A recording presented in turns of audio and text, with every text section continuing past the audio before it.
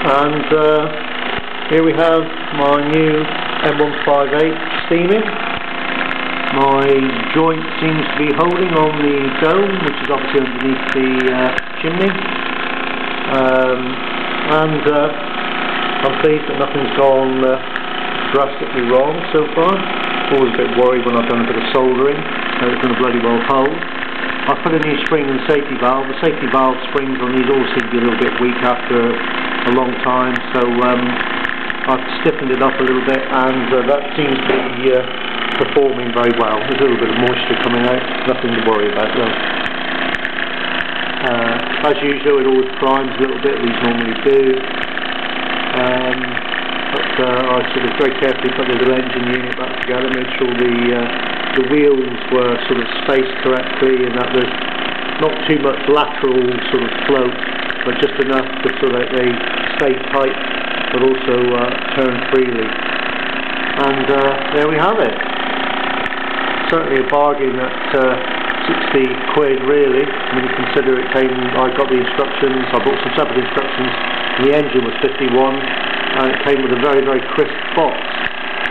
There's the other two behind it. And well pleased with this purchase. Too good to miss for that sort of money. Fortunately, it's had a spare steam dome.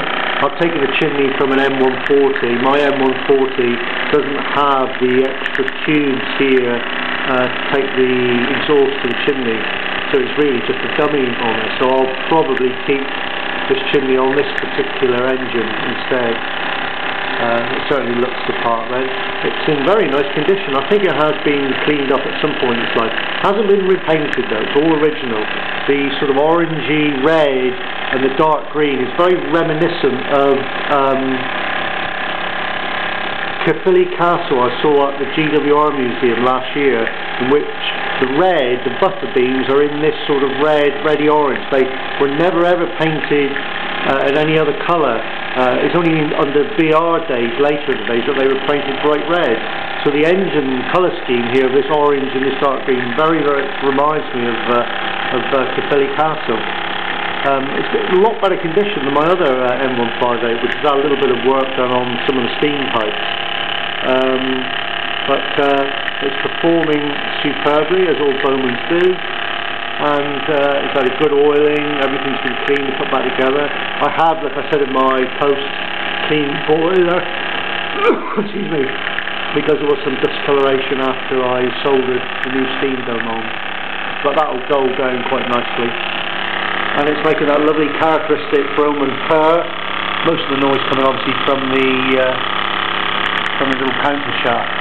You can probably still hear the chimney just gurgling a bit. There's a little bit of water still in there from when it first started up. But there we have it. An excellent addition to the stable of engines. I certainly won't be repainting it. It's just far too good for that, and it would just completely kill it stone dead really.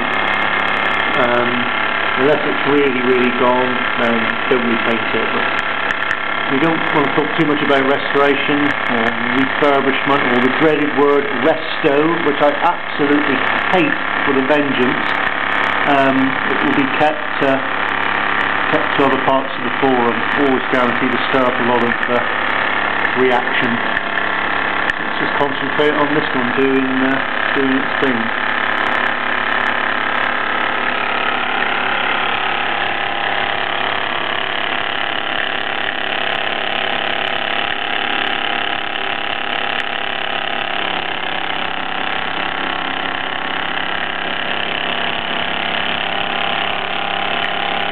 So there you have it, 3 M158s, perhaps a video in the not too distant future with all 3 of them running together. Can certainly be a treat. Certainly keep one's hands full.